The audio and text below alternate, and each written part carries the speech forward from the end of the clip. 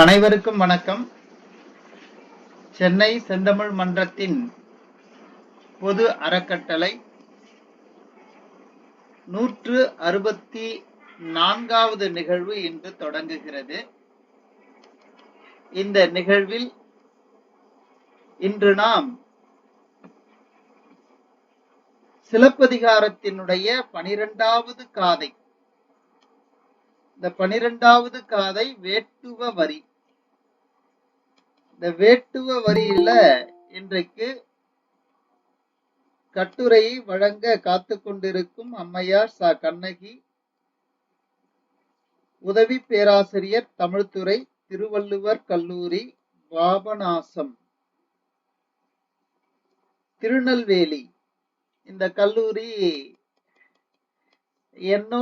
எனக்கு கொஞ்சம் தொடர்புடைய கல்லூரி. அந்த கல்லூரிக்கு வந்திருக்கிறேன். அங்க இருக்கின்ற பேராசிரியர், துறை தலைவரோடு பேசியிருக்கிறேன். அங்கேயே விருந்தெல்லாம் உண்டு திரும்பி இருக்கிறேன். அப்படி ஒரு கல்லூரி. அதுவும் விடுமுறை நாள்ல வந்துட்டேன் போல இருக்கு.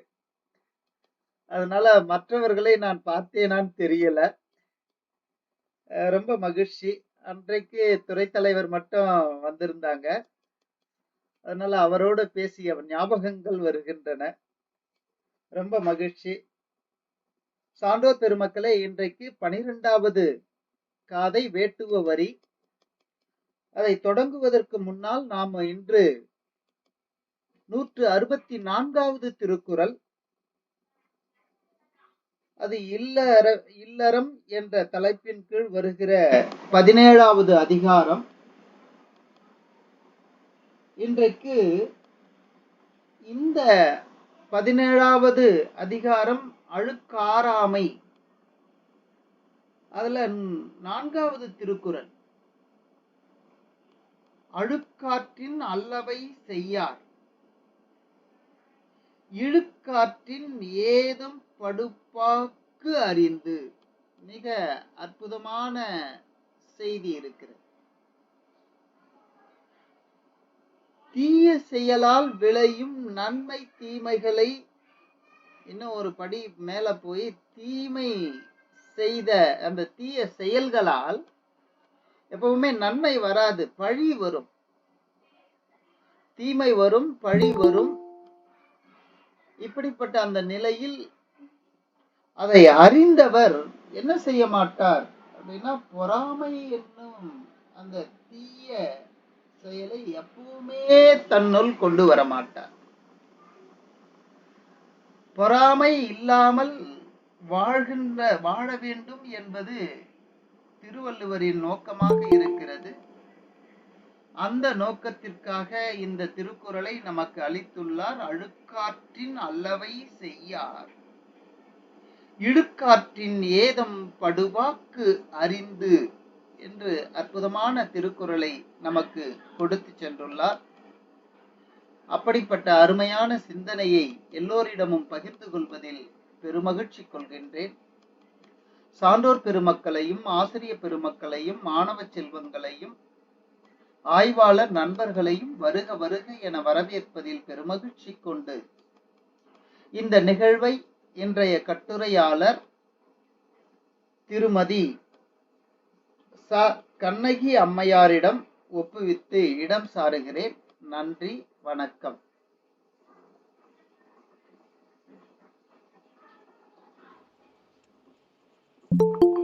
சான்றோர் பெருமக்கள் அனைவருக்கும் இளங்கோவின் 3 உண்மைகளை, அரசியல் பிழைத்தோருக்கு அறம் கூற்றமாவதும், ஊழ்வினை உறுத்து வந்து ஊட்டுவதும், உரைசால் பத்தினியை உயர்ந்தோர் ஏத்தல், இந்த இளங்கோவின் 3 அடிகளை வணங்கி சான்றோர் பெருமக்கள் அனைவருக்கும் இனிய மாலை வணக்கத்தினை நான் தெரிவித்துக் கொள்கின்றேன். எனக்கு இந்த வாய்ப்பினை நல்கிய முனைவர் ரமேஷ் ஐயா அவர்களுக்கும், இந்த வாய்ப்பினை உருவாக்கி கொடுத்த முனைவர் கீதா அம்மையார் அவர்களுக்கும், மேலும் இந்த அமைப்பின் பொறுப்பாளர்கள் அத்துணை பேருக்கும் என்னுடைய நிறைவான நன்றியினை நான் தெரிவித்துக் கொள்கின்றேன். இன்றைக்கு சிலப்பதிகாரத்தில் 12வது காதை, மதுரை காண்டத்திலே 2ஆம் காதை ஆன வேட்டுவ வரி குறித்து ஆராய இருக்கின்றோம். ஐயா பிபிடி போட்டுட்டுங்களா ஐயா?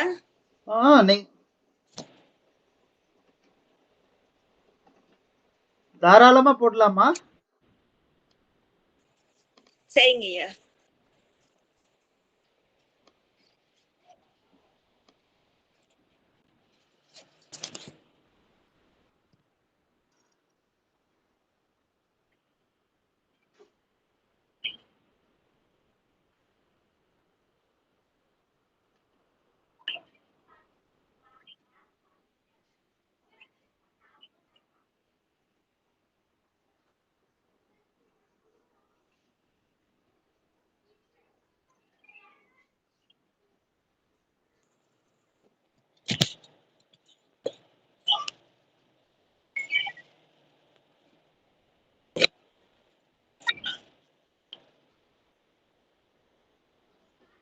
வரி என்றால் இசை பாட்டு என்பது பொருளாகும்.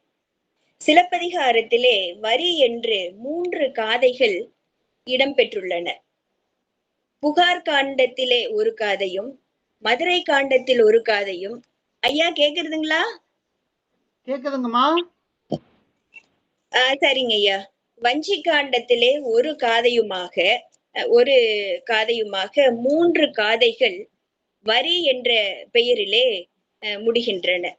இந்த வரி என்ற சொல்லுக்கு இசை பாடல் என்பது பொருளாகும். இங்கே வேட்டுவ வரி என்பதற்கு, வேட்டுவர்கள் என்று சொன்னால் பாலை நிலத்தில் வசிப்பவர்கள்,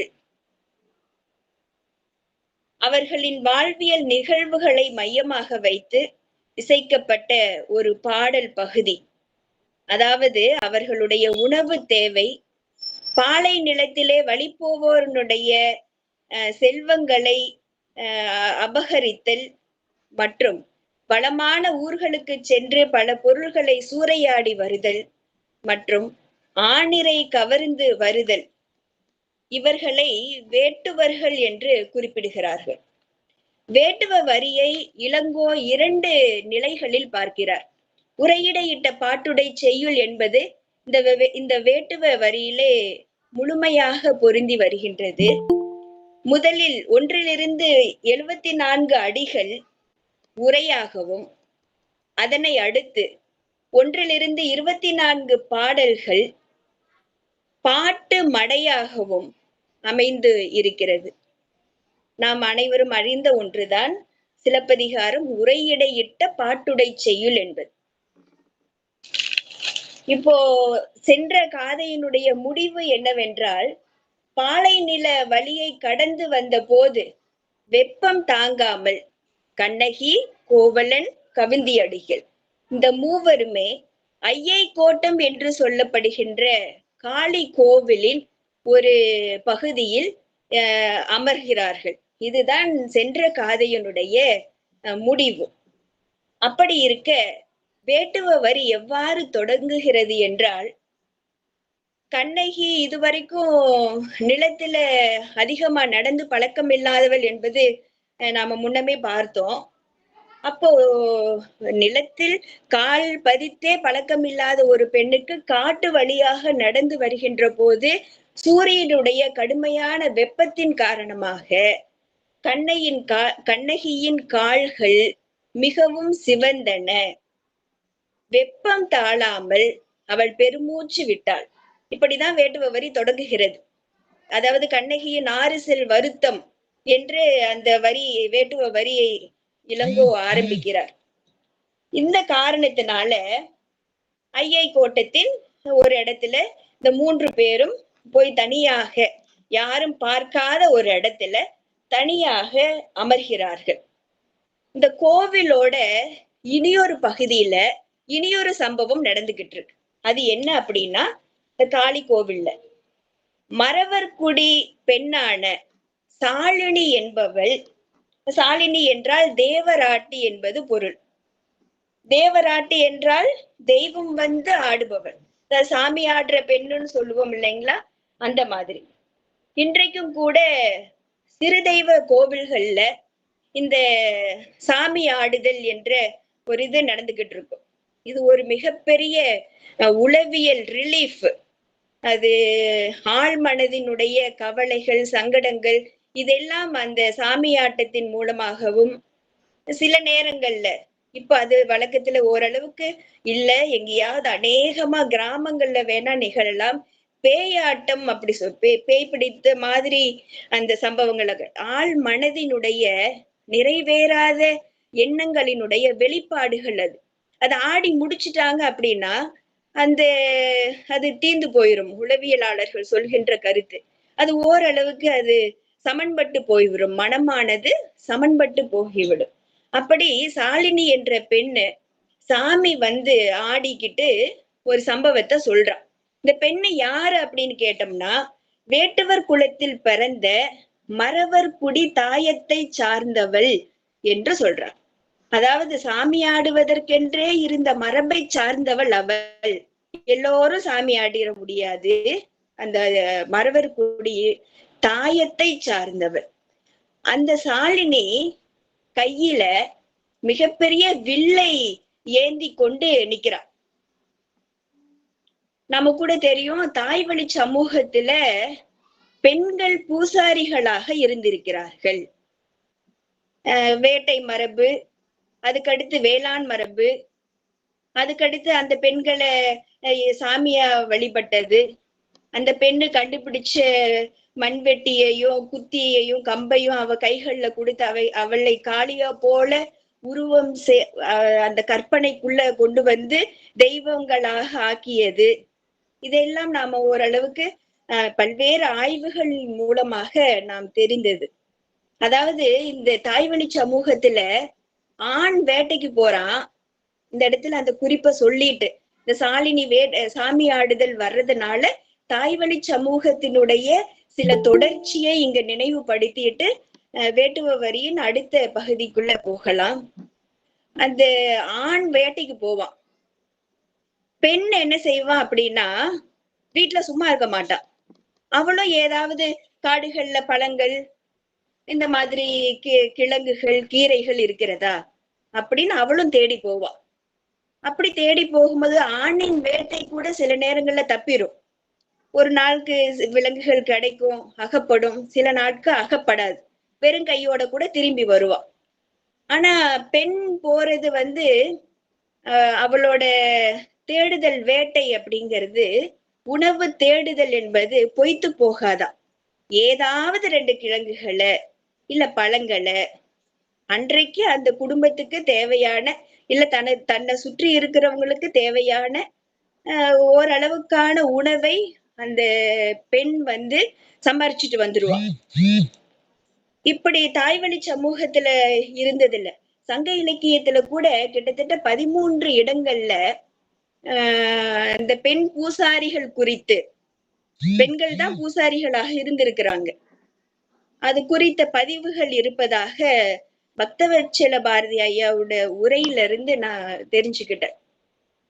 பெண்கள் பெண் கோவில்ல பெண்கள் தான் பூசாரிகளாக இருந்திருக்கிறாங்க. இப்ப அதுக்கடுத்து பெண் பூசாரிகள் மாறி ஆண்கள் பூசாரிகளாக ஆனப்போ பெண் போல அந்த புடவைய அந்த நீளமான ஆடைய மார்பிள சுத்திக்கிட்டு போய் பூசை பண்ண ஆரம்பிச்சாங்க என்ற பதிவையெல்லாம் பார்க்கும்போது இந்த பெண் பூசாரிகள் குறித்த சம்பவம் நம்மளுக்கு மட்டுப்படுது. சரி, இந்த மெட்டுக்கு அந்த பெண் மேல இப்ப சாலினி என்ன செஞ்சுக்கிட்டு இருக்கா, மிகப்பெரிய வில்ல கையில ஏந்திக்கிட்டு இருக்கிறா. அப்போ அந்த பெண் மீது தெய்வம் வந்து இருக்கிறது நம்ம அறிஞ்சது. அவளோட உடம்பெல்லாம் மயிர்கூச்சம் அடைந்திருக்கிறது. 2 கைகளையும் தலைக்கு மேல வச்சுக்கிட்டா. வேட்டுவர்கள் எல்லாம் பயப்படுறாங்க, வியப்படை. அவங்க முன்னமே பார்த்ததுதான் அப்படின்னாலும் இப்ப கொஞ்சம் வியப்பாக அந்த சாலினிய பாக்குறாங்க. அப்ப அந்த சாலினி பேச ஆரம்பிக்கிறாங்க. என்ன பேச ஆரம்பிக்கிறாங்கன்னா, அந்த நடுவூர் மன்றத்துல வேட்டுவர்கள் எல்லாம் சேர்ந்து உண்ணுகின்ற அந்த நடுவூர் மன்றத்துல நின்னுக்கிட்டு அந்த சாலினி சொல்றாங்க, கல் என் பேரூர் கணநிறை சிறந்தன. அதாவது பகைவர் நாட்டில் பசுக்கள் மிகுதியாக பெருகி விட்டன. ஆனா நம்ம வேட்டுவ குடியில நம்ம குடும்பங்கள் எல்லாமே பாழாகி விட்டன. காரணம் என்ன தெரியுமா? மறவர்கள் மரக்குடியின் தொழிலை மறந்து மரக்குடி தாயத்து வழிவளம் சுரவாது வழிப்பறிய மறந்துட்டு அறக்குடி போல அடங்கி கிடக்குறீங்க. அதனாலதான் இந்த பகை நாடுகள், நீங்க போய் சூறையாடி வருகிற பகை நாடுகள்ல பசுக்கள் அதிகமாகிடுச்சு. நம்ம நாட்டுல இந்த பஞ்சம் அதிகமாகிடுச்சு என்று அந்த வேட்டுவர்கள் அவர்களுடைய தொழிலை மறந்ததை சுட்டி காட்டுறான். அப்போ அந்த பெண் சாமி வந்தா கடைசியில இது செய்யுங்கன்னு சொல்லி ஒரு காரியத்தை சொல்லும். அந்த மாதிரி அந்த சாலினி என்ன சொல்றாங்க அப்படின்னா, மான் மீது அமர்ந்துள்ள காளிக்கு செலுத்த வேண்டிய நேர்த்தி கடன்களை கொடுக்காம நீங்க இருந்தீங்கன்னா வில்லினால் வரும் வெற்றி உங்களுக்கு அவள் தரமாட்டா. நாம எப்படிப்பட்டவங்க தெரியுமா?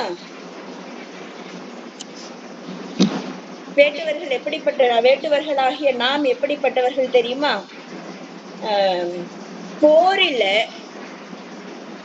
தலைய வெட்டி, பகைவர்களோட தலைய வெட்டி எத்தனை தலைகள் என்று எண்ணுபவர்கள். இட்டு தலை என்னும் எயிர்னர் அல்லது சுட்டு தலை போகா தொல்குடி என்று சாலினி சொல்றார். இந்த குடியில பிறந்த ஒரு பெண்ணை, இப்படிப்பட்ட மரபை சார்ந்தவங்க நம்ம, அதனால் இந்த குடியில பிறந்த நம்ம திரும்பவும் செழிப்பாக மாற வேண்டும் என்று சொன்னா, நீங்க நம்ம குடியில பிறந்த ஒரு பெண்ணை தேர்வு செய்து அவளுக்கு காளி போல அலங்காரம் செய்து, கொற்றவை போல அலங்காரம் செய்து அவளின் முன்னால் நீங்கள் நேர்த்தி கடன்களை செலுத்துங்கள் என்று இந்த சாலினி தேவராட்டி சொல்லி முடிக்கிறார். இப்போ இந்த வேட்டுவர்கள் என்று சொல்லப்படுகின்ற மறவர்கள் எப்படி உருவானாங்க, எப்படி அவங்களுடைய நிலை பார்க்கப்படுகிறது? அதாவது பாலை நிலம் என்று இது வரைக்கும் நிறைய இடங்கள்ல சொல்லிட்டோம். பாலை என்று ஒரு நிலம் இல்ல, குறிஞ்சியும் முல்லையும் முறைமையில் திரிந்ததுதான் பாலை நிலம். சரிதான். குறிஞ்சி நிலத்திலையும் முல்லை நிலத்திலையும் இருக்கிற அரசர்கள் போர்களின் போது அந்த வேட்டுவர்களை மிகவும் பராமரித்து அவர்களுக்கு எல்லாம் உணவெல்லாம் கொடுத்து பராமரித்தவர்கள்.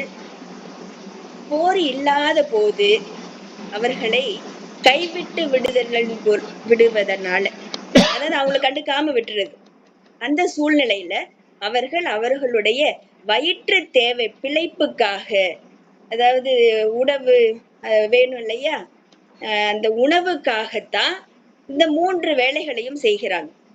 என்ன வேலைகள் செய்கிறாங்க?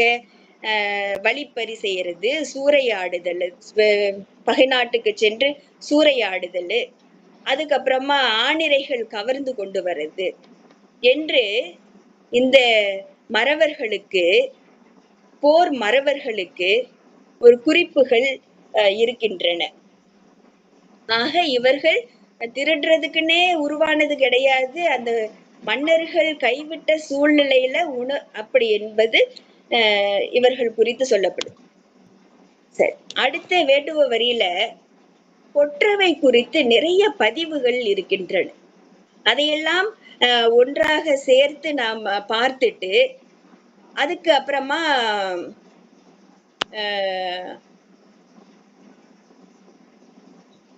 அடுத்த செய்திக்கு போவோம். கொற்றவைய பார்த்ததுக்கு அப்புறமா அடுத்து என்ன செய்திகள் வரும்னா, சாலினி கண்ணகிய பார்த்து பேசின செய்திகள் அதற்கடுத்து வரும். கொற்றவைனா முதல் படத்துல பாருங்க, மான் மீது நிக்கிறா, கையில அது இதுன்னு ஆயுதங்களை ஏந்தி நிக்கிறா. அடுத்த படத்துல எரும தலை மீது நிக்கிறாங்க, கையில நிறைய ஆயுதங்களை ஏந்தி நிக்கிறாங்க. இதுதான் கொற்றவை என்று சொல்லப்படுகின்ற காளியின் உருவமாக பார்க்கப்படும். இப்ப கையில இருக்கிற ஆயுதங்கள் எல்லாம் வேற ஒண்ணு இல்லை, தாய்வழி சமுதாயத்துல அவர்கள் கண்டுபிடித்த ஆயுதங்கள் அவர்களோட கைகள்ல கொடுத்து அப்படி எங்களை அந்த மாதிரியாக வந்ததாக நாம படிச்சிருக்கிறோம். அம்மா, அந்த படத்தை கொஞ்சம் பெருசு பண்ணி காட்டுங்கம்மா. இப்படி ஒவ்வொன்னா காட்டுனீங்கன்னா எல்லாருக்குமே தெளிவா தெரிஞ்சிடும். சரிங்க ஐயா.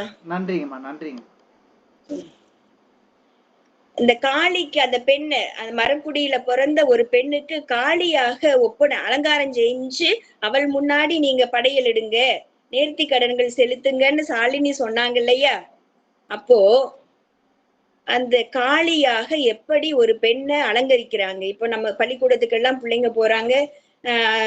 சில முக்கிய தினங்களுக்கு காமராஜர் போல, பாரதி போல, திருவள்ளுவர் போல அந்த உருவங்களை இது பண்ணிட்டு போறாங்க.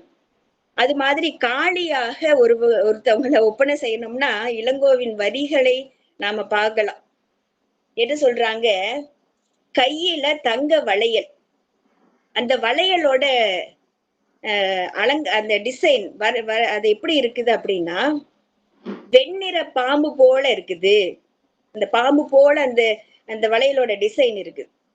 அவளோட கூந்தல் அடுத்து எந்த இடத்த அலங்கரிக்கிறாங்கன்னா அவளோட கூந்தல் நீண்ட கூந்தலாக அந்த கூந்தல் வடிவமைக்கப்படுகிறது. அடுத்து ஏனத்தின் கொம்பை, ஏனம்னா பன்றி, பன்றியினுடைய கொம்பை அந்த பெண்ணோட தலையில சந்திரன் போல அங்கங்க வச்சிடுறாங்க. அடுத்து என்ன பண்றாங்க? எப்படி ஒவ்வொரு தெளிவா எவ்வளவு அழகா அந்த பதிவுகளை கொடுத்திருக்காரு பாருங்க. வீரம் மிக்க வலிமையான புலியை கொன்று அதன் வாயில் இருந்து எடுக்கப்பட்ட பற்களை கோர்வையாக கட்டி தாலி பூட்டுறாங்க காளிக்கு. அடுத்து அந்த புலியினோட தோலை மேகலையாக கட்டுறாங்க. கரிய நிறமுடைய வில்ல கையில கொடுத்துறாங்க. அதுக்கடுத்து திரிதரு போட்டு களை மேல் ஏற்றி மான் மீது அமர வைக்கிறார். அவளுக்கு முன்பு பல்வேறு விதமான நேர்த்தி கடன்கள் செலுத்தப்படுகிறது. இப்ப சாலினி சொல்லிட்டாங்க. சொன்னதுக்கு அப்புறமா அவன் அப்பவே உடனே அந்த காரியத்தை செய்யறாங்க. அந்த சாலினி சொன்ன உடனே பல்வேறு விதமான நேர்த்தி கடன்களை செய்யறாங்க. என்னென்ன அப்படின்னா, கால நேரம் கருதி கொஞ்சம் விரைவாக போறேன். வேகமா போறதாக சான்றோர் பெருமக்கள் அறிந்தீங்கன்னா நீங்க சொல்லிருங்க. என்னென்ன காணிக்கைகள் செலுத்தப்படுகிறது என்றால் பொம்மை வடிவங்கள் நிறைய வைக்கிறாங்க. இன்னைக்கு கூட காளி கோவில்கள்ல கண்ணு நல்லா இருக்கணும், கைகள் நல்லா இருக்கணும், உடல் குழந்தைக்கு நல்லா இருக்கணும் அப்படி சொல்லி அந்த உருவங்கள் வைப்பாங்க இல்லையா? அது போல பொம்மை வடிவங்கள் நிறைய வைக்கப்படுது. கிளி வைக்கப்பட்டிருக்குது, அழகான சிறகுகளை உடைய காட்டுக்கோழி வைக்கப்பட்டிருக்குது, நீல நிற மயில் வச்சிருக்கிறாங்க. இதெல்லாம் கொன்று வச்சாங்களா இல்ல அப்படியே அது இல்ல, அதெல்லாம் வைக்கப்பட்டிருக்கிறது என்ற செய்தி பதிவு பண்ணியிருக்க. அதுக்கடுத்து பந்து வைக்கப்பட்டிருக்குது. அதுக்கடுத்து கலங்கு, அந்த விளையாட்டுகள் அது வச்சிருக்கிறாங்க. இதையெல்லாம் வைத்து வழிபாடு செய்யறாங்க. அடுத்து படையல் கொடுக்கறாங்க அந்த காளிக்கு. என்னெல்லாம் அப்படின்னா, அந்த வேட்டுவ பெண்கள் எல்லாம் தட்டுகள்ல ஏந்திக்கிட்டு வர்றாங்க. எதையெல்லாம் ஏந்திக்கிட்டு வர்றாங்க அப்படின்னா,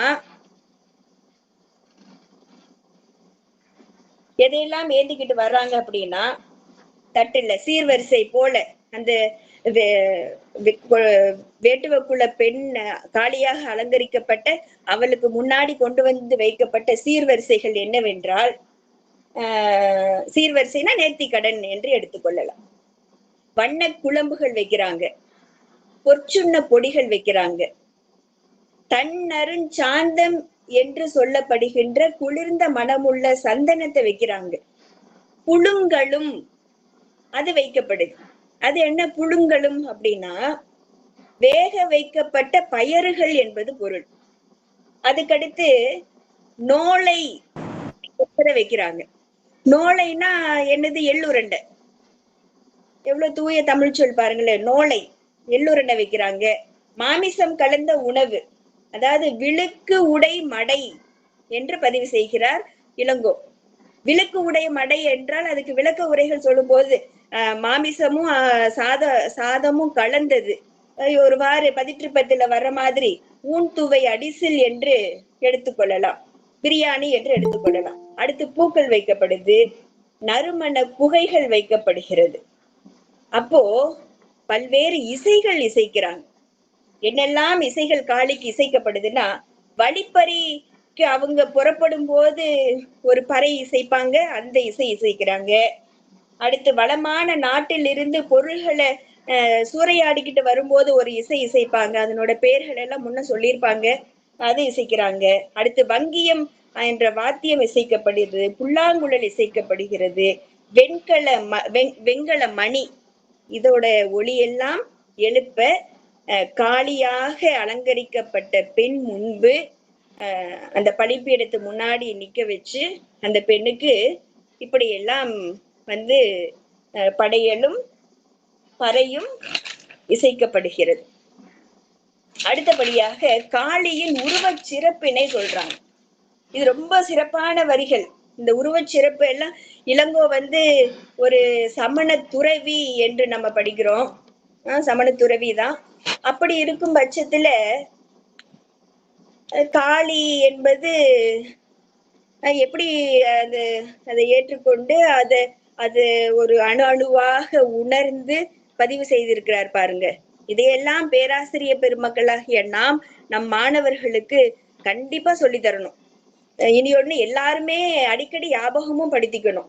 சமய பொது உடைமை, எல்லாரும் மனிதர்கள் தான். அவங்களுடைய பாரம்பரியத்தை நம்ம போற்றணும், நம்மளோட பாரம்பரியத்தை அவங்க போற்றணுங்கிற அந்த சமய பொறைய நம்ம கண்டிப்பா இளங்கோவின் வரிகள் நம்மளுக்கு தெளிவுபடுத்துகிறது. அதாவது காளியோட உருவச் சிறப்பு எப்படி இருக்குது அப்படின்னா, இளங்கோ சொல்கின்ற வார்த்தைகள் அப்படியே நான் சொல்றேன். இளம்பிறைய தலையில் சூடி இருக்கிறான். இளம்பிறைய தலையில் சூடினவங்க யாரு? சிவபெருமான். அப்ப சிவனும் சக்தியும் சேர்ந்து சிவன் என்னெல்லாம் வச்சிருந்தாரோ அதெல்லாம் அர்த்தநாரீஸ்வரர் கோலத்துல இடப்பக்கத்துல இருந்து உமாதேவி ஆகிய பார்வதி அம்மாவாகிய காளியும் வச்சிருப்பா என்று இது சைவத்தை ஃபுல்லா கொண்டு வர்றார் முதல். இதை தொடர்ந்து உருவச்சிறப்புல வைணவத்தையும் கொண்டு வந்துருவார். வைணவத்துல திருமாலோட தங்கை, அப்ப திருமாலோட ஆபரணங்கள் எல்லாம் அவர் வைத்திருந்ததெல்லாம் இவங்களும் வச்சிருக்கிறாங்க என்று சைவ வைணவ ஒற்றுமையை பேசியவர் இளங்கோ முதலாக. இப்போ சைவ வைணவ அந்த பக்தி இலக்கியங்கள் 6 முதல் 9ஆம் நூற்றாண்டு வரை அது தொகுக்கப்பட்டது. பக்தி இலக்கியங்கள் சைவ வைணவ நூல்கள் 10ஆம் நூற்றாண்டு நாதமுனி, நம்பியாண்டார் நம்பி என்றெல்லாம் நம்ம படிக்கிறோம். ஆனா 2ஆம் நூற்றாண்டான இந்த சிலப்பதிகாரத்திலேயே சைவ வைணவ ஒற்றுமை அங்க பேச ஆரம்பிச்சுட்டாங்க. அப்போ அந்த சண்டைங்கிறது ஒரே நாள்ல உருவாகல போல, கொஞ்சம் கொஞ்சமா இருந்திருக்குமோ அது தெரியல. அது ஆன்றோர்களாகிய உங்ககிட்ட அதை நான் விடுறேன். அடுத்து நெற்றிக்கண் உடைய அந்த காளி நெற்றிக்கண் வச்சிருக்கிறா. உருவத்துல முதல்ல என்ன சொன்னாங்க? இளம்பிறைய தலையில வச்சிருக்கிறா, நெற்றிக்கண் வச்சிருக்கிறா, பவளம் போல அவளோட வாய் இருக்குது, வெண்மையான ஒளி பொருந்திய நகைச்சினா சிரிச்சுக்கிட்டு இருக்கிறா. அடுத்து பார்க்கடல் நஞ்சினை உண்டவள், மேருவை வில்லாக வளைத்து வாசுகி பாம்பை கயிறாக வளைத்தவள். சிவனின் செயலெல்லாம் காளிக்கும் ஏற்றி கூறப்படுகிறது. நச்சு பாம்பை கச்சாக மார்பில கட்டியவ, வளை அணிந்த கையில் சூளாயுதம் ஏந்தியவள். அடுத்து ஒரு வரி சொல்லப்படுது, இந்த வரிய பாருங்க. கரியின் உரிவை போர்த்து, அதாவது யானை, கரின்னா யானை. தாருகாவனத்து முனிவர்கள் சிவன் மீது ஏவிய அந்த யானைய இது பண்ணி அதை தோலை உரிச்சு ஆடையாக உடுத்தினவ. சிங்கத்தின் தோலை மேகலையாக கட்டியவள். ஒரு காலில் சிலம்பும் ஒரு காலில் களனும், சிலம்பும் களலும் புலம்பும் சீரடி என்று உமையொரு பாகனை அப்படியே கூறுகிறார். அதனாலதான் பாரதி சொல்றாரு, இவ்வளோ வார்த்தைகளை இளங்கோ சொன்னதுனாலதான் யாமறிந்த புலவரிலே கம்பனை போல் வள்ளுவனை போல் இளங்கோவை போல் பூமிதனில் யாங்கனுமே கண்டதில்லை என்று சொல்லிட்டார் போல. அடுத்து காளியினோட உருவம், இதுல முதல் பாயிண்ட், காளியினோட உருவமே இன்னும் இருந்துகிட்டு இருக்குது. வெற்றியை மட்டும் தருபவள் காளி. மகிடாசுரன் எப்படி இருப்பான் அப்படின்னா, அந்த எருமை தலையை முன்ன காட்டணும் இல்லையா, தலை எருமை, உடல் அரக்கனாக இருக்குமா. அந்த தலைமை அவனை கொன்று, அந்த அரக்கனை கொன்று அவனோட தலை மீது நின்றவள். அமரி என்றால் அவள் என்றுக்குமே அழிவு இல்லாதவள், இளமை தன்மை கொண்டவள், கௌர நிறமுடையவள், போரில் வெற்றி கொள்பவள், சூளி நீல நிறமுடையவள், திருமாலின் தங்கை. ஆக என்றைக்குமே தலைவியாக நிற்பவள். இப்படி இதெல்லாம் காளியை குறிச்ச உருவச் சிறப்புகள் இளங்கோ சொல்லிட்டு வர்றார். அடுத்து செய்யவள் என்று ஒரு வார்த்தை சொல்லப்படுறது. குமரகுருபரர் கலாபேதம் என்று சொல்லுவாங்க ஒரு விஷயத்த. அதாவது என்னன்னா, காளி, லட்சுமி, சரஸ்வதி, வராகி என்று எல்லாமே உமையம்மை தான். அந்த கலாபேதத்தை இங்க குமரகுருபரர் பிற்காலத்துல வந்தவங்க. ஆனாலும் இளங்கோவினுடைய செய்திகளை அவரும் அழகா பதிவு பண்ணியிருப்பார். அடுத்து கொடிய வாளை ஏந்தியவள், பாயும் மானை வாகனமாக கொண்டவள், வளையல் அணிந்த பெண்ணு, ஆய கலைகளையும் அறிந்த சரஸ்வதி, எல்லாமே கலா பேதம் எல்லாருமே அந்த உமையம்மை தான், அந்த காளி தான் என்பது நம்ம இளங்கோவின் கூற்றாக இருக்கிறது. அடுத்து கொற்றவையாக கோலம் செய்யப்பட்ட கோதையின் வர்ணனை, இதுவும் ஓரளவுக்கு அதை ஒட்டினதாக தான் வருது. நேர அருமை கருதி அதனை விட்டுட்டேன்னா நம்ம இன்னும் மரக்கால் கூத்தெல்லாம் வருகிறது, அதை பார்க்கலாம். இப்போ காளியினுடைய புகழ், காளி எப்படிப்பட்ட புகழை கொண்டவள் என்று சொன்னா, ஒரு பொருள் மேல் 3 அடுக்கிய செய்யுள்ளது. ஒரே பொருள் தான் வருது, ஆனா 3 அடுக்கி வர்றதுனால புதியவர்கள் பாலை நிலத்தின் வழியாக வரும்படி அருள் தருபவள் நீ. காளியோட புகழை சொல்றாங்க. அந்த புதியவர்கள் பாலை நிலத்துக்கு வர்றதுக்கே அருள் தர்றது யாரா? இந்த கொற்றவை. ஏன்னா வந்தாதானே வழிபறி செய்ய முடியும். அதனால எங்கள் எய்யினர் கடனை ஏற்றுக்கொள். நீதானே எங்களுக்கு அந்த அருளை கொடுத்த, அந்த மக்களை வர வச்சு எங்களுக்கு பொருளை கொடுத்த, அதனால எங்களுடைய கடனை நீ ஏற்றுக்கொள். சங்கரி அந்தரி நீலி சடாமுடி செங்கன் அரவு பிறையுடன் சேர்த்துவாய் என்று பாடுறான். அடுத்து என்ன சொல்றாங்கன்னா, துன் என்னும் ஒளி எழுப்பும் துடி இசைப்பவர்கள் நாங்கள், வழி செல்வோரின் செல்வத்தை எங்களுக்கு காண்பித்து கொடுத்து எங்களை வெற்றி பெற செய்தவள் நீ. அதனால எங்களோட பழியை நீ ஏற்றுக்கொள். இப்படியெல்லாம் காளியை புகழ்றாங்க.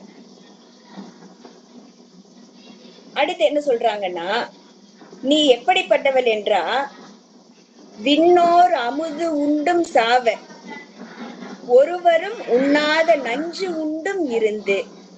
அதாவது தேவர்கள் அமிர்தத்தை உண்டிருந்தாலும் அவங்களுக்கு இறப்புன்னு ஒண்ணு உண்டு. ஆனா நீ நஞ்ச உண்டிருந்தாலும், சிவன் உண்ட பாதியில் உமையும் உண்டாள், அந்த கொற்றவையும் உண்டாள், காளியும் உண்டாள் இல்லையா, அதனால அதையும் நீ உண்டாலும் கூட, நஞ்ச உண்டாலும் கூட உனக்கு இறப்பு என்பது இல்லை.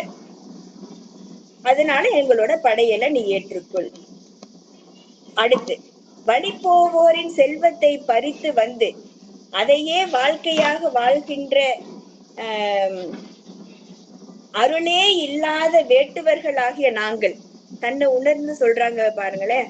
அருளே இல்லாத வேட்டுவர்களாகிய நாங்கள் தருகின்ற பழியினை நீ உண்ண வேண்டும். நீ யாரு தெரியுமா? மருத மரங்களாக நின்ற 2 வித்தியாதரர்களுக்கு மோட்சம் தருவதற்காக மரத்தின் நடுவே உரலோடு சென்று அவர்களை கீழே வீழ்த்தி அவர்களுக்கு சாப விமோச்சனம் தந்தவள் நீ. தந்தவருடைய தங்கை நீ. அதனால நீ எங்களுடைய பழியை நீங்க ஏற்றுக்கொள்ள வேண்டும் என்று கொற்றவை குறித்து மிக நீண்ட செய்திகளை இளங்கோ இங்க பதிவு செஞ்சிருக்க. இப்படி கொற்றவை குறித்த செய்திகள் ஆங்காங்கேதான் வருது. நான் தான் மொத்தமாக தொகுத்து சொல்லிவிட்டேன். இப்போ சாலினி அங்க இப்படி எல்லாம் நீங்க செய்யுங்கன்னு சொன்னதுக்கு அப்புறமா கண்ணகிய பார்த்து பேசுவாங்க. என்ன சொல்றாங்க அப்படின்னா,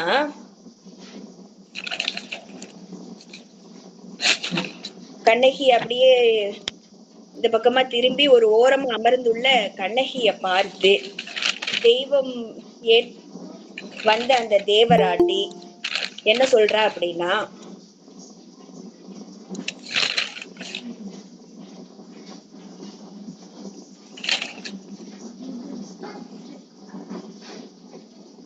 இவளோ கொங்கச் செல்வி குடமலை ஆட்டி தென் தமிழ் பாவை செய்த தவக்கொழுந்து ஒப்பற்ற மாமணி என்று சாலினி கண்ணகிய நோக்கி இந்த 5 பதிவுகளை வைக்கிறாங்க.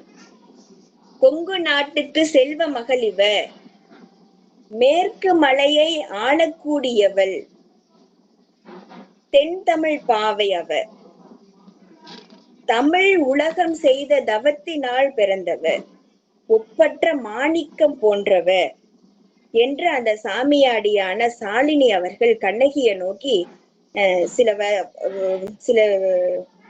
சொற்களை சொல்றாங்க. இந்த சொற்களை எல்லாம் சொல்றாங்க. இங்க நம்ம ஒண்ணு கவனிக்கணும். என்னன்னா, வஞ்சி காண்டத்திற்கான விதைகளை மதுரை காண்டத்தின் 2ஆம் காதையிலேயே இளங்கோ தூவி விட்டார்கள். இந்த 3 வரிகள் தான் இளங்கோவடிகள் அடுத்து 7 காதைக்குமான குறிப்புகளை இட்டு சென்றிருக்கிறார்கள். இப்போ சாமியாடி சாலினி இப்படி சொன்ன உடனே கண்ணகிக்கு என்ன வருது அப்படின்னா, ஒரு நாணம் வருகிறது. இயல்பாகவே அவள் சின்மொழி செல்வி, சில வார்த்தைகள் தான் பேசுவா.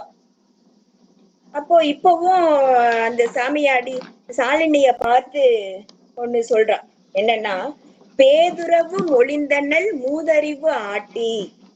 பேதுறவுன்னா மயக்கத்துல பேசுறா, ஆனா இவங்க மூதறிவை கொண்ட பெண்ணு என்று கண்ணகி சாலினிக்கு பதிலுரை கொடுக்கின்றார். பதிலுரை கொடுத்துட்டு என்ன செய்யறாங்க அப்படின்னா, கணவனுடைய முதுகுக்கு பின்னாடி போய் ஒளிஞ்சுக்கிறாங்க. அப்போது கண்ணகிக்கு புதிய புன்முறுவல் வருகிறது. கணவனை பிரிந்த போது வாயல் முறுவலாக இருந்தவள்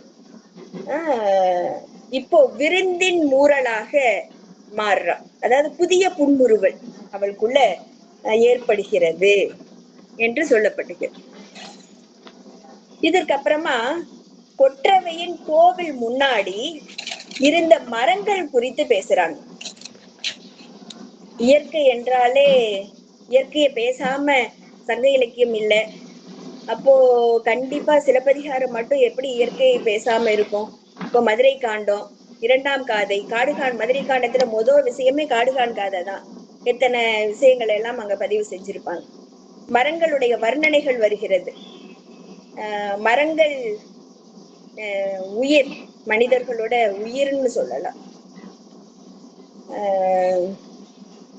முதற் பொருள், கருப்பொருள், உரிப்பொருள் எல்லாம் சொல்லும் போது கருப்பொருள்ல இந்த மரங்கள் அதிகமாக இடம்பெறும்.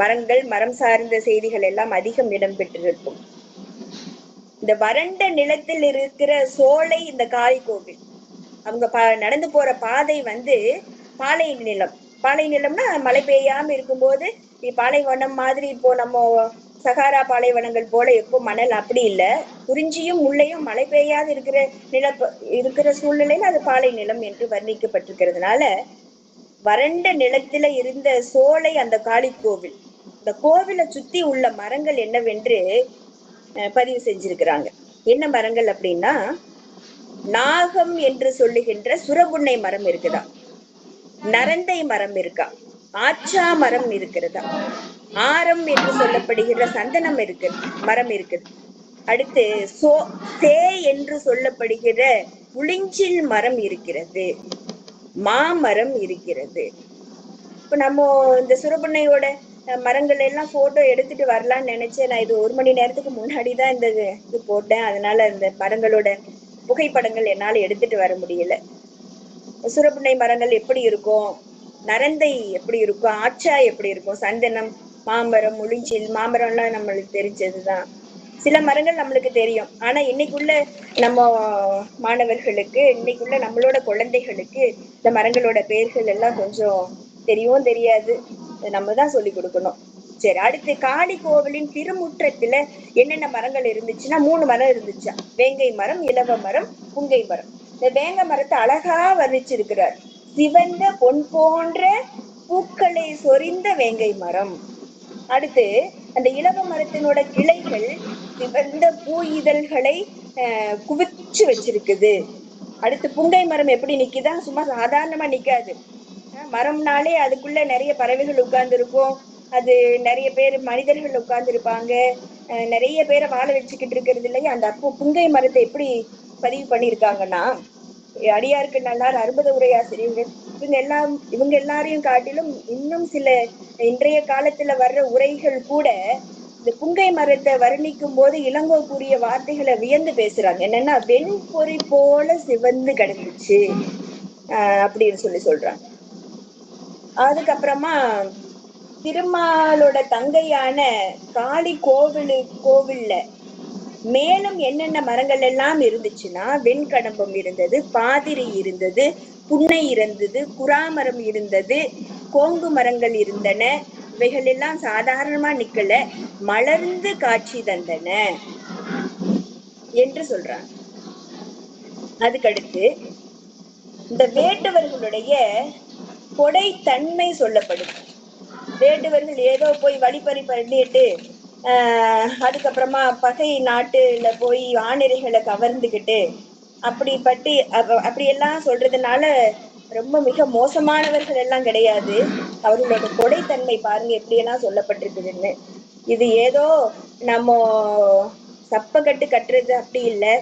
வாழ்வாதாரத்துக்கான அந்த சூழ்நிலை வருகிற போது அந்த நேரத்திலையும் கூட அது இவர்கள் எப்படி கொடைத்தன்மையாக இருந்தார்கள் என்றால், இதுவும் ஒரு பொருள் மேல் மூன்றடுக்கிய செயல்கள் தான்.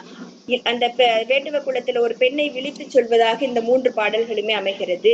இளமையான மாந்தளிர் போன்ற நிறமுடைய வேட்டுவ குல பெண்ணே, இதோ பார், உன்னுடைய அப்பா உன்னோட சகோதரன் என்ன செஞ்சுக்கிட்டு இருக்காங்க பாரு. முதல் நாள் ஆணிரை கவர்றதுக்காக போகும்போது கல் கேக்குறான். ஒரு கல் விற்கிற பெண் கிட்ட போய் கல்லு கேக்குறான். அப்போ நான் இன்னைக்கு கொடுங்க கல்ல, நான் திரும்பி ஆணிரைகளை கவர்ந்துட்டு இல்ல பொருள் தேடி எடுத்துட்டு வந்துட்டு நான் உங்களுக்கு பணம் தர்றேன் அப்படின்னு சொல்லி அந்த கல்மூதாட்டி கிட்ட போய் கேக்குறான். அப்போ அந்த கல்மூதாட்டி என்ன சொல்லுவான்னா, நீங்க இப்படித்தான் நிறைய தடவை வாங்கி குடிச்சிருக்கீங்க, அப்ப உள்ள பணமே நீங்க இன்னும் தரல, பொருளே நீங்க தரல, அதனால இப்ப தர முடியாதுன்னு சொல்லிட்டாங்க. அப்ப கோபம்லாம் வரல. இப்ப வேட்டுவர்கள் என்ன செய்யறாங்க, முதல் நாள் கல் கொடுக்க மறுத்த அந்த பெண்ணுக்கு முன்னாடி, பெண்ணோட வீட்டுக்கு முன்னாடி கொண்டு போய் சில ஆண் நிறைகளை, பசுக்களை கட்டி வைக்கிறாங்க. அதுக்கப்புறம் என்ன செய்யறாங்க அப்படின்னா, கொல்லன், துடியன், யாழ்ப்பாணர். கொல்லன் அப்படிங்கிறவங்க படைக்கருவி செஞ்சு கொடுக்கறவங்க, துடியன் என்பவர்கள் பறை இசை இசைப்பவங்க, யாழ்ப்பாணர்கள் என்பவர் இசை பாடுபவர்கள். இவர்களுக்கெல்லாம் இவர்களோட வீடுகளுக்கெல்லாம் அவங்களோட வீட்டுக்கு முன்னாடி எல்லாம் கொண்டு போய் இந்த எடுத்துக்கோன்னெல்லாம் போய் எங்க வீட்டுல கட்டி வச்சிருக்கேன் போய் எடுத்துக்கோங்கன்னு எல்லாம் சொல்லல.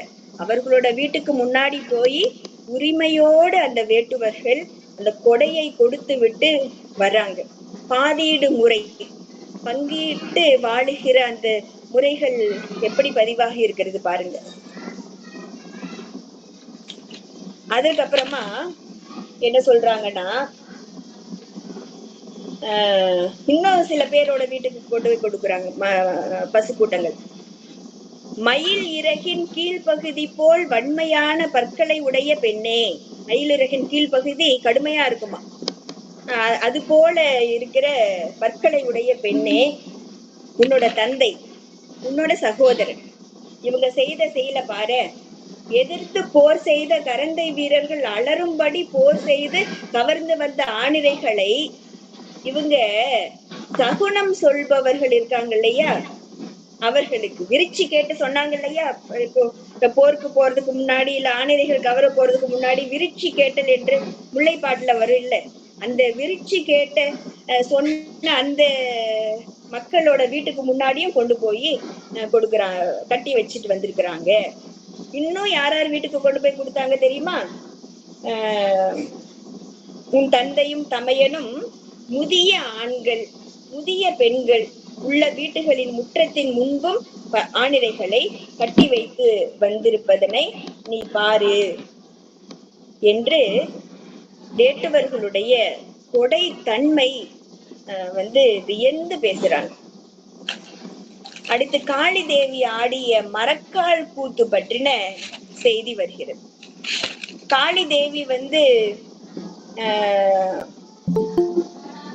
மரக்கால் கூத்து, அதாவது காலுல அந்த மரக்கட்டைய கட்டி கொண்டு அரக்கர்கள் எந்த உருவத்துல பாம்பாகவும் தேளாகவும் வந்தவர்களை வதம் செய்வதற்காக காளி காலில மரக்கட்டைய கட்டி கொண்டு ஆடின அந்த மரக்கால் கூத்தினை வேட்டுவ பெண்களில் சிலர் அவங்க ஆடிக்கிட்டு இருக்கிறாங்க. இதுலயும் ஒன்றடிக்கு 3 செய்யுள்கள் வருகின்றன. அதன் பிறகு காளிக்கு வெற்றி வீரர்கள் குருதி பலி கொடுக்கிறாங்க. இது ரொம்ப சிறப்பா சொல்லியிருக்கிறாங்க. சூரியனை வணங்கக்கூடிய முனிவர்கள், தேவர்கள், துன்பம் போக்குபவள் நீ, உன் பாதம் வணங்குகிறோம், எங்களின் வேண்டுதல், எங்களோட நேர்த்தி கடன்களை நாங்கள் தருகிறோம், நீ ஏற்றுக்கோ, எங்களின் கழுத்தில் இருந்து வரும் இரத்தத்தை நீ ஏற்றுக்கொள், கூட்டமான ஆணிரை கவர உதவிய உனக்கு இரத்த பலியோடு மாமிச பலியையும் தருகின்றோம், ஏற்றுக்கொள்.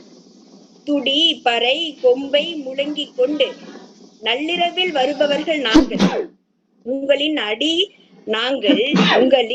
அடிய வணங்குகிறோம், எங்களோட குருதி பலியை ஏற்றுக்கொள் என்று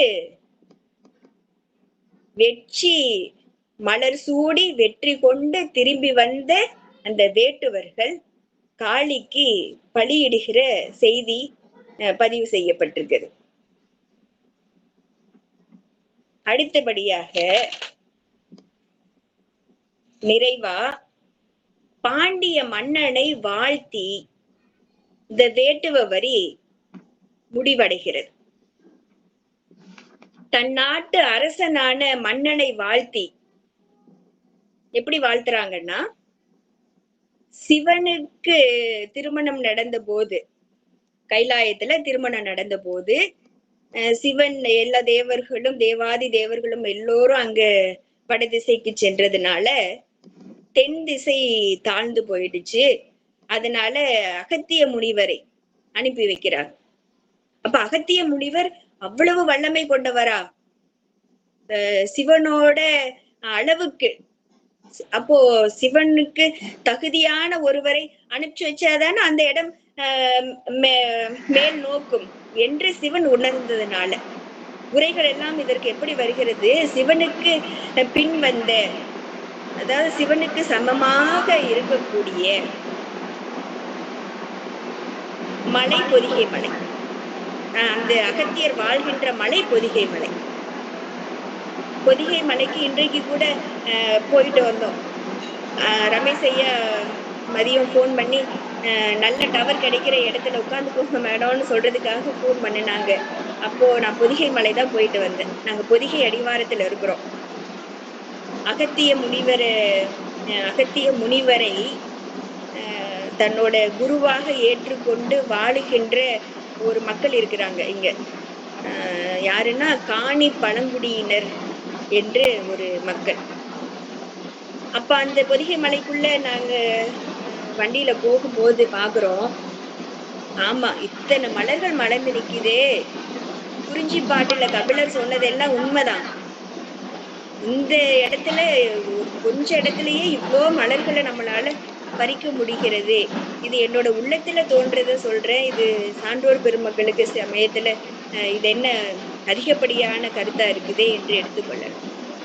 ஆனா என் உள்ளத்தில் தோன்றத பொதிகை மலைய போய் பார்த்ததுனால பொதிகை மலைக்குள்ள போக முடியாது. அதற்கு முந்தின மலைகள்ல போறதுக்கு அனுமதி உண்டு. அங்க போய் பார்க்கும்போது தோணுது எவ்வளோ உயர்ந்த மரங்கள். அங்க தண்ணி கூட, ஓடைகளில் ஓடுகிற தண்ணீர் கூட பொதிகை மலையில அது ஒரு வெண்மை நிறமா. எப்படி தண்ணி அது அந்த ஒரு வண்ணத்துல தண்ணீரை நான் பார்த்ததே இல்லை உண்மையா. அது பல வகையான செடிகளில் பட்டு, இல்ல இந்த தலையில பூசிக்கொள்றதுக்கு உடல்ல குளிக்கிறதுக்கெல்லாம் அங்க இருந்துதான் தாவரங்களை எடுத்து பயன்படுத்தினார்கள் காணி மக்கள் என்று அவங்க சொல்றாங்க. அப்ப அதுல எல்லாம் பட்டு பட்டு வர்றதுனாலதான் இந்த தண்ணியோட நிறம் மாறிடுச்சோ, தெளிந்த வெள்ளை நிறம், பால் நிறம் மாதிரி இருக்கு ஓடுறத பார்க்கும்போது. அந்த மலையில இருக்கிற அகத்திய முனிவர், இது ஒரு புராண கதையாக இருந்தாலும் கூட அந்த பழங்குடி மக்கள் கிட்ட அகத்தியர் குறித்தான அந்த அவங்களோட வாழ்வியல்ல அகத்தியர் குறித்தான ஒரு விஷயத்த நம்மளால பிரித்து எடுக்கவே முடியாது. அப்படி அகத்தியரை அவங்களுக்கு வைத்தியம் சொல்லி கொடுத்தவங்களே அகத்தியர் தான் அப்படியெல்லாம் சொல்றாங்க. அவர்கள் குறித்து ஒரு நூல் எழுதி கொண்டிருக்கிற அந்த அகத்திய முனிவரை வாழுகின்ற அவர் எழுந்தருள் இருக்கின்ற பொதிகை மலையில பாண்டிய நாட்டில் இருக்கும் வெற்றி வீரர்களாகிய நாங்கள் வெற்றி பெற கரந்தை பாழ்பட வெற்றி பூவை சூடி எங்கள் பாண்டிய மன்னன் எப்போதும் வெற்றி பெறுவானாக. நாங்க எப்போதும் வெற்றி அடைஞ்சுக்கிட்டு இருக்கணும், கரந்தை வீரர்கள் பாழ்பட.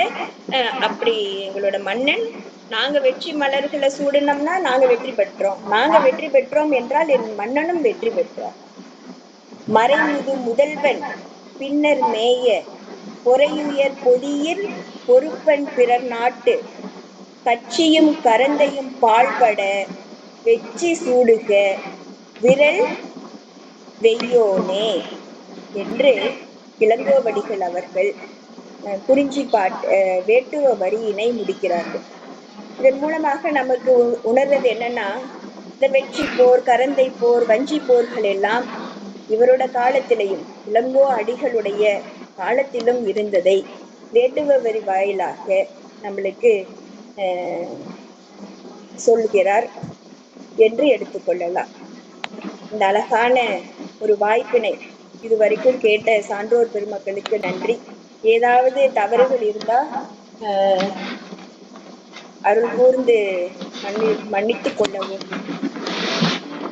அனைவருக்கும் நன்றியினை சொல்லி விடை பெறுகின்றேன்.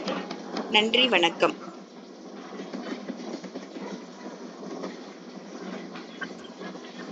அம்மா நன்றிங்கம்மா, மிக அற்புதமான அமர்வை கொடுத்தீங்க. தங்களுடைய கட்டுரை மிக அற்புதமாக இருந்தது. எங்களை பொதிகை மலை வரை கூட்டிட்டு போயிருக்கிறீங்க. நல்லா இருக்குங்கய்யா. நானும் வந்திருக்கிறேன் பொதிகை மலைக்கு. அங்க அகத்தியர் சிலை இருக்கிற இடத்துக்கு நேரம் ஆயிடுச்சுன்னாங்க, இருந்தாலும் அனுமதிக்கல. திரும்பவும் அவங்களையும் கொஞ்சம் டிமிக்கு கொடுத்துட்டு நாங்க போய் பார்த்துட்டு வந்துடுறோம்னு சொல்லிட்டு போனோம். அவங்க அனுமதியே இல்லைங்கய்யா. அங்க சொரிமுத்து ஐயனார் கோவில்னு ஒரு கோவில் உண்டு, அது வரைக்கும் தான் அனுமதி, அதுக்கு மேல அனுமதி இல்ல. ரொம்ப மகிழ்ச்சிங்கம்மா, ரொம்ப மகிழ்ச்சி. ரொம்ப அற்புதமான செய்திகளை எல்லாம் கொடுத்துருக்கிறீங்க. சரிங்கய்யா, ரொம்ப அற்புதமான அந்த கலை சொல்களை எல்லாம் நிறைய கொடுத்துருக்கிறீங்க. நான் ஏற்கனவே சொன்ன மாதிரி சிலப்பதிகாரத்தின் கதை அது கலை சொற்கள் அப்படின்னு நம்ம எல்லாருமே சேர்ந்து ஒவ்வொரு நிலையில கலை சொற்களை எல்லாம் நம்ம தொகுத்து போடலாம் அப்படின்னு ஒரு எண்ணம் வந்திருக்குதுங்கம்மா. மிக விரைவில் அந்த பணியை நம்ம தொடங்க போறோம். அப்படிப்பட்ட ஒரு அற்புதமான செய்திகளை எல்லாம் கொண்டு வந்திருக்கிறீங்க. எல்லோரும் கலந்துரையாடி விட்ட பிறகு நான் என்ன தெரிந்து கொண்டேன் என்பதை பதிவு செய்கிறேன். நன்றி. சான்றோர் பெருமக்களே, வாருங்கள், கலந்துரையாடுவோம்.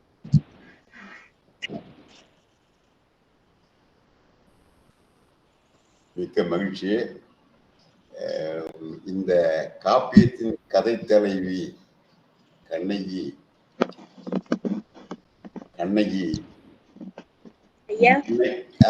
இந்த காப்பியத்தின் கதை தலைவியாகிய கண்ணகியை இன்னொரு கண்ணகி புகழ்கிறார். இது இந்த காலத்து கண்ணகி வச்சுங்களேன், பேராசிரியர் கண்ணகி புகழ்கிறார். ஒரு சிறிய கவனக்குறைவு நிகழ்ச்சி விட்டது அவரு பேச்சுல. இதுல வஞ்சி காண்டத்துல வரி இல்லம்மா, மதுரை காண்டத்துல தான் வேட்டு வரி, ஊர் சூழ் வரி இருக்கும். கொலை நடந்த பிறகு, கோவலனை கொலை செய்த பிறகு வஞ்சி காண்டத்துல கிடையாது. 3 வரிகள் தான். காணல் வரி, வேட்டுவ வரி, ஊர் சூழ் வரி. சரிதானா? 2 மதுரை காண்டத்துல 2. நீங்க வண்டி காலத்துல ஒண்ணுட்டீங்க, தலா ஒரு காலத்துல ஒண்ணுட்டீங்க, அது இல்ல. ஆமாங்க ஐயா, ஆமா. மதுரை 2. வேட்டுவ வரியில் உள்ளபடியே இளங்கோடிகள் என்ன பண்ணிட்டாருன்னா, கண்ணகியை அங்கேயே இங்கேயே தெய்வமாக்கி பார்த்து விட வேண்டும் என்ற எண்ணத்தில் தான் அதெல்லாம் செய்யறார். உள்ளபடியே தொல்காப்பியர் பாலை நிலத்துக்கான தெய்வத்தை தெளிவாக சுட்டவில்லை, ஆனால் கொற்றவை என்ற அந்த நிலையை உருவாக்கியது இளங்கோடிகள் தான். சங்க இலக்கியத்தில் கொற்றவை அதை பின்பற்றின.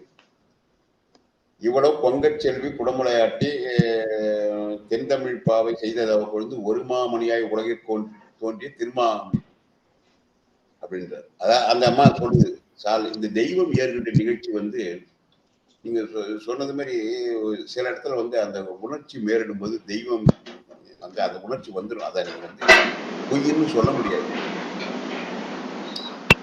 பொய்ன்னு சொல்ல முடியாது. அது சங்க இலக்கியம் நிறைய சான்று. தெய்வம் ஏறி கவித்தரை மன்ற மராத்த தேவிய கடவுள் கொடியூர் தெருவும் என்ற கொடியூர் யாரும் கொடியரகன் நாடல் தெய்வம் அதாவது உண்மையான பக்தர்கள் மீதுதான் ஏறும். சும்மா அந்த மாதிரி இன்னைக்கெல்லாம் காத்துக்கு நடிக்கிறாங்க, அது வேற தெய்வம் ஏற மாதிரி நடிக்கிறாங்க. அந்த தெய்வம் ஏறிய பெண்ணோட ஆணவம் சொன்னா சரியா இருக்கும். அதை இப்படி எப்படி இந்த இதுக்கு சொல்றாங்களா, இந்த கணித வேலை அடிப்படையாக கொண்டு எழுதுதான் அதாவது ஜோசியம் சொல்ற இது அதாவது இந்த விண்கோள்களின் அசைவை கொண்டு மிக சரியாக கணித்து கணியர். இந்த குலத்தில் வந்தவன் தான் அழகான பாடல், ஒரே ஒரு பாடலை பாடி உலக புகழ்பெற்ற கணியன் பூங்குன்றன். யாரும் ஒரு யாவரும் கணியன்.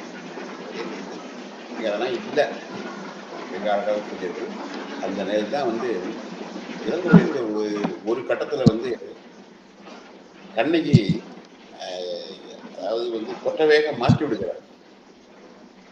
அந்த ஆணை தோல் போட்டு புலியின் உரி உடுத்து காணத்தெருமை கருந்தலைமை நின்றாய வானோர் வணங்க மறைமேல் மறையாகி ஞான குழுந்தாகி நடுக்கின்றியே நிற்பாயிட்டு. இதெல்லாம் யாரு சொன்னாங்க? உள்ளபடியே காளி அவர் புகழ்ந்தாலும் கண்ணகி அந்த நிலைக்கு மாற்றிடுறாரு. பின்னால் அவங்க வரப்படுறாங்க. சங்கமும் சக்கரமும் தாமரையும் கையேற்றி செங்கன் அரிமால் செவடை மேல் நின்றாயால்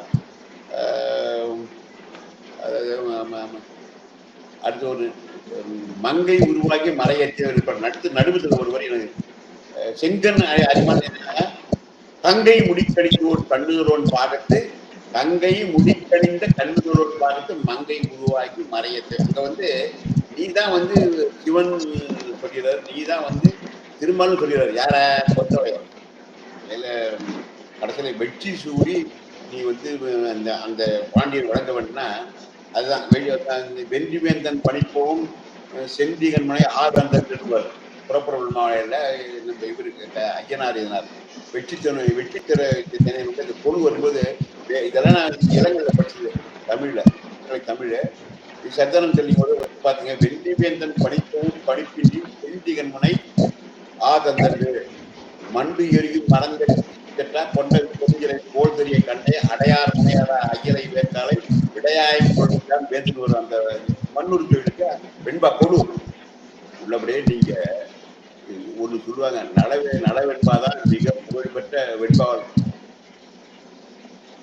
அருள்கூர்ந்து உறப்பொரு வெண்பாமலையில் ஐயனார் இயற்கை வெண்பாக்களை அவ்வளோ வகையில கண்ணகியை அந்த உச்சிக்கு கொண்டு போய் அப்படிதான் நிறுத்தி இந்த வேட்டு வரியை சுட்டி பாண்டியன் கரந்தை திணையை தொல்காப்பி தனியா சொல்லவே கரந்தை திணையை வெற்றி திணை சேர்த்துட்டாரு.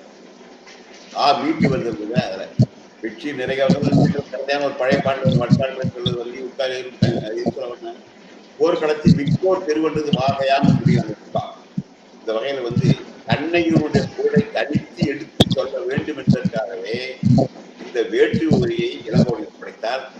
இன்னொரு செய்தி, அந்த அவங்க ஆறலைகள் வேற வழியே இல்லை. அதாவது பகைவர்கள் தான் அவர்கள் வழிப்பறி செய்துதான் வாழ்க்கையை நடத்த வேண்டிய சூழல். அது தமிழகத்துக்கு ஏற்பட்ட ஒரு நல்ல நிலை இல்லாத சூழல். வகையில வந்து அவங்க வந்து வணங்கி செய்யறாங்க. ஆனால் அவங்களே நல்ல இருந்திருக்கிறாங்க. வழிப்பறி செய்ததும் கொள்ளையடிச்சு தானே சில ரொம்ப உச்சக்கட்டத்துக்கு போய் கொலையும் பண்ணிடுவாங்க. அப்ப இது சொல்லுவாங்க. இவர்களுடைய அந்த சூழல்லாம் வந்து உள்ளபடியே இது வந்து உச்சக கழிப்பா. நான் சொன்ன ஏற்கனவே வந்து எல்லா வகை பாக்களையும் அறிமுகப்படுத்துகிற முதலில் தமிழ் இலக்கிய வரலாற்று இளங்கோடிகள் தான். இந்த வகையில இளங்கோடி அதுதான் முத்தமிழ் காப்பியம் உள்ளபடி. அதாவது இளங்கோவை போல் பூமிதம் ஞாபகங்கள் அதாவது சிலப்பதிகாரம் என்று ஒரு ஆரம் படைத்த மிகச்சிறந்த முத்தமிழ் காப்பியம், தமிழ் காப்பியம். நீங்க சொன்ன மாதிரி நம்ம பேராசிரியர் ரமேஷ் மாதிரி நிறைய கலைஞர்கள் வழங்கியிருக்கிறார். யாரு இளங்கோடிகள். இந்த சதகர்ணின்னு அந்த நூற்றுவர் கண்ணன் கண்ணன் அதுக்கு அப்படியே தமிழ் படுத்த நூற்றுவர் கண்ணன் நிறைய இடத்துல அவற்றையெல்லாம் நாம் தனியாகவே நூலாக வெளியிடலாம் என்று கூறி கண்ணகியை பற்றி சிறப்பாக கூறிய பேராசிரியர் முனைவர் கண்ணகி அவர்களுக்கு எனது வாழ்த்துக்களை தெரிவித்து நிறைவு செய்கிறேன். நன்றி, வணக்கம். ஐயா வணக்கம். ஐயா வணக்கம். ஐயா வணக்கம். வணக்கம் ஐயா. கேக்குதுங்களா ஐயா? பேராசிரியர் பேசுறேன் ஐயா. திருவண்ணாமலை இருந்து அப்படியே சேத்பட்டுக்கு பைக்ல வந்துட்டு இருந்தோம். சரிங்க ஐயா, ரொம்ப அழகா ரொம்ப பாருங்க இந்த கல ஆய்வு செய்து அதை நமக்கு கொடுக்குறாங்க. ரொம்ப அற்புதமான இது. முழுமையை என்னால கேட்க முடியாம போயிடுச்சு. அது அந்த சாலினி மேல தெய்வம் வந்து ஆடினதுக்கு அதுக்கப்புறம் தான் அவங்க மறுபடியும் கிளம்புறாங்க. ராத்திரி நேரத்துல கிளம்புறாங்கன்னு நினைக்கிறேன் அடுத்த காதையில. அதனால அந்த சாலினி அது தெய்வம் ஆடிய பிறகு அப்படின்னு அடுத்து ஆரம்பிக்க போறாரு. அதனால அந்த தெய்வம் ஆடுறது, அந்த கொற்றவை வந்து காளிக்கு வந்து அந்த காலத்துல மிகப்பெரிய இது இருந்திருக்குதுன்றது தெரியுது. அது குருவி பலியிடுறது வந்து அது சொல்றாங்க. மன்னர்களுக்காக போர் வீரர்களே என்னுடைய போர்ல என் மன்னன் வெற்றி பெற வேண்டும் என்று தன் தலையை தானே இது பலியிடக்கூடிய இதெல்லாம் கூட புறப்பொருள் வெண்பாமல் இருக்குது. இதுல குருவி பலி அப்படிங்கிறது இது கேட்குறோம். அதே போல அது அந்த பலியிடுதல் பழக்கம் அந்த காலத்துல இருந்தே இருந்திருக்குது அப்படிங்கிறது ஒரு முக்கியமான விஷயம். அதுக்கப்புறம் நிறைய இந்த வேட்டு வரியில வந்து நிறைய விஷயங்களை வந்து அவர் சொல்லிட்டே போறாரு. அந்த வேடர்களுடைய வாழ்க்கை, அந்த வேடர்களுடைய அவங்க வந்து அங்க சண்டைக்கு வரவங்க, அவங்க இந்த மாதிரி அதை பசு வச்சிருக்கிறவங்க, காட்டுல மேய்க்கிறவங்க, காடு மலையும் சேர்ந்த பல பகுதியில இதுல வேட்டு வரியில கொடுத்துருக்கிறாரு. ஏன்னா காடுல வராங்க, கொஞ்சம் மலையும் கலந்து பகுதியா வேட்டு வரி இருக்குது. காடு மலையும் சேர்ந்து. ஏன்னா பொதிகை மலையை பத்திலாம் சொல்லும் போது பொதிகை மலையிலிருந்தே அம்மா பேசுறது ரொம்ப மகிழ்ச்சியா இருக்கு. நாங்களாம் இன்னும் பார்க்கவே இல்லை பொதிகை மலையை. இல்லை, பொதிகை மலை உச்சியிலே புறப்படும் தென்றல் அப்படின்னு சொல்லி ரொம்ப ரொம்ப அழகா கண்ணதாசன் வந்து அதை பாடியிருப்பாரு. அந்த இடத்துல இருந்தே அந்த விஷயங்களை எல்லாம் நேரடியாக கல ஆய்வு செய்து வழங்குற இது ஒரு மிகப்பெரிய அற்புதம். இதெல்லாம் இது வந்து சாதாரணமாக அமையாது. இதான் இறை அருள் தான். ஏன்னா பின்னால வந்து கண்ணி தேவ